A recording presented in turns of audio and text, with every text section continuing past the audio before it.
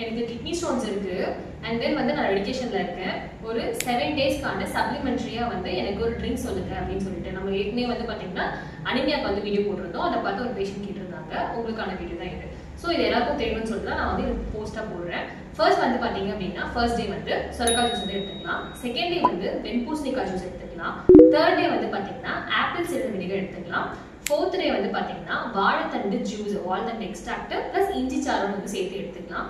Fifth day வந்து பாத்தீங்கன்னா coconut water அதாவது இளநீர் கூட வந்து பாத்தீங்கன்னா லெமன் ஜூஸ் மிக்ஸ் பண்ணி எடுத்துக்கலாம். அப்படி இல்லாத பட்சத்துல வந்து நீங்க சிரசத்து பருப்பு வந்து உங்களுக்கு நாட்டு மருந்து கடைகள்ல அவைலபிளா இருக்கும். அதை வந்து வாங்கி கொஞ்சம் சிலசத்து பருப்பும் வித் கோகனட் வாட்டர் வந்து மிக்ஸ் பண்ணி எடுத்துக்கலாம்.